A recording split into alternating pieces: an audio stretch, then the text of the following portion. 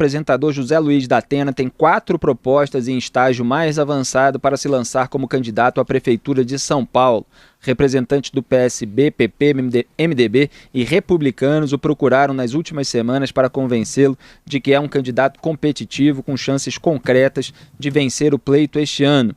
A ideia que mais o agrada é uma chapa com o amigo Márcio França, do PSB, como vice. Além da relação de proximidade, contribui o recall que França tem como ex-governador de São Paulo. Em contra, joga o espectro político mais à esquerda do partido de França, que frustraria um de seus principais conselheiros, o presidente Jair Bolsonaro. O apresentador disse o seguinte, abro aspas, é claro que o Bolsonaro mantém uma posição distinta. Ele sempre foi muito legal comigo, é presidente e é político, mas acho que entenderia. Fecho aspas. Augusto Nunes da Atena já vem há vários anos aí sendo cotado para ser candidato a alguma coisa. Esse é um ano de eleições municipais, está cotado à prefeitura, portanto, na hora de você fazer escolhas para entrar aí no mundo político, pode ser que você acabe indo junto com um aliado de um lado e provocando insatisfação com o antigo aliado do outro, que é o caso aí de Márcio França e Jair Bolsonaro, que teoricamente estão em polos opostos. Márcio França aqui que enfrentou o João Dória, né, acabou perdendo o governo estadual. Diga, Augusto. Eu acho que eu vejo com muito ceticismo a candidatura, não estou me referindo à qualidade dos candidatos, não. Mas as circunstâncias, eu vejo com muito ceticismo a possibilidade de candidaturas como a do Datena, que é um profissional muito competente, gosto dele, e do Huck, Luciano Huck, por exemplo. Por quê? Em política você tem que começar muito cedo. São raros os casos de pessoas que começaram tarde, como o Fernando Henrique Cardoso, que foi candidato pela primeira vez aos 48 anos, sem ter sido candidato a vereador, deputado, tal, se elegeu suplente de senador, depois ele se elegeu senador, depois de ter assumido o cargo em substituição ao Franco Montoro, que se elegeu governador, e acabou presidente da República. Da mesma forma, a Dilma Rousseff não foi candidata a nada e virou presidente da República sem estágios que normalmente se impõem, né, a todos os políticos ao longo da carreira. Esses casos são raros e essas pessoas já se interessavam por política. No Brasil, pelo tipo de campanha que se faz aqui, as pessoas se assustam com a reação dos adversários, descobrem que as prefeituras, no caso da Terra, não têm dinheiro, que vai ter uma vida duríssima e tal, e acabam optando pela continuação do sucesso que fazem na televisão. Não acredito que serão candidatos, tem um dos dois. Salve, salve! Estamos de volta com os Pingos nos Is. Aqui Felipe Moura Brasil com Augusto Nunes no estúdio da Jovem Pan em São Paulo, lá de Brasília, Luciana Verdolim.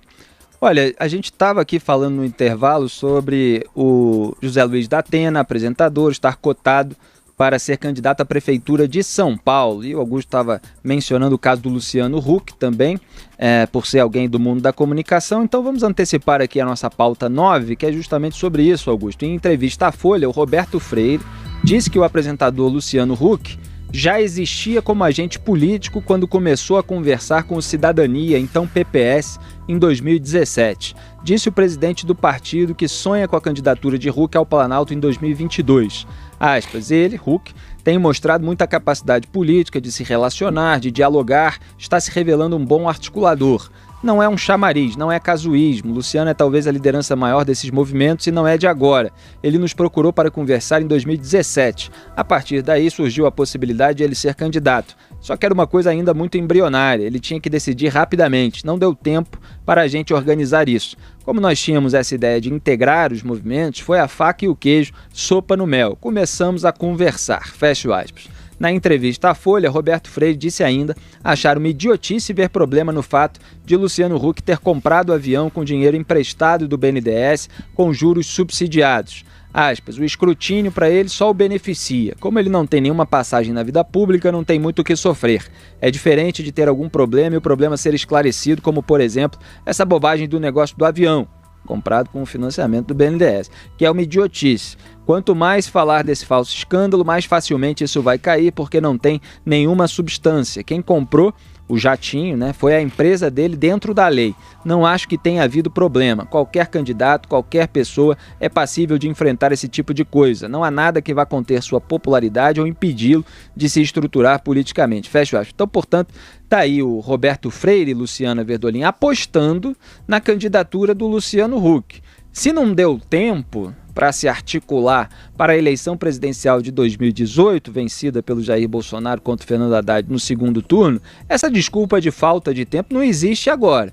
Porque sempre fica no ar, quando esse pessoal se coloca aí no jogo, que é tudo uma jogada de marketing também, para se valorizar, para criar aí uma expectativa positiva que possa até resultar em benefício para os negócios, quando se tratam de empresários, de apresentadores.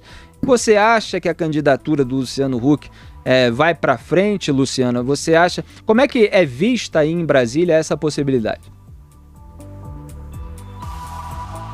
Olha, entre os políticos, mesmo na última eleição presidencial, quando se comentava a possibilidade de Huck ser candidato, o que a gente escutava muito era o seguinte, ele teria que abrir mão de uma carreira consolidada na TV, porque se for candidato, possivelmente não deve retornar no mesmo patamar que ele tinha em caso de uma derrota, e todo mundo perde a eleição.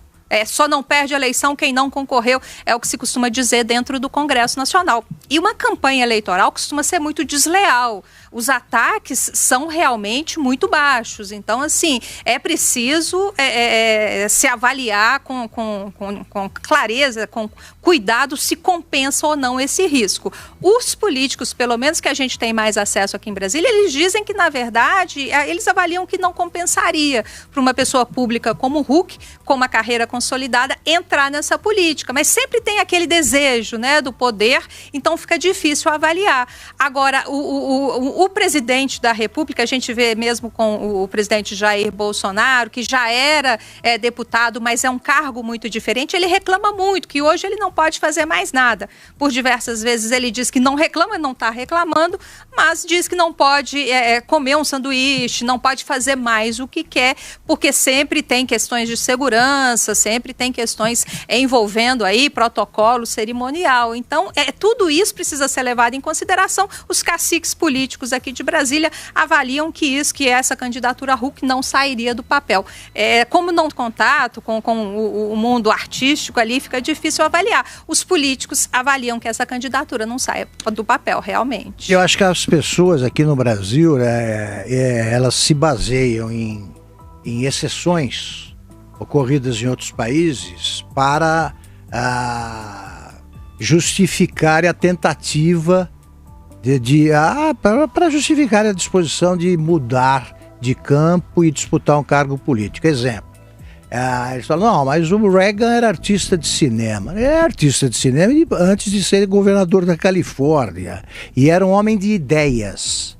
Todo mundo sabia o que ele pensava. Ele tinha um plano de governo que ele executou com sucesso. Então ele era político e não ator, né? Desde muito tempo. Da mesma forma, o pessoal fica dizendo, não, mas o Trump era um empresário, apresentador de televisão. Não, ele era um homem, sim, empresário, tinha programa de televisão, mas era um homem com ideias definidas, né? Ele tinha um programa de governo.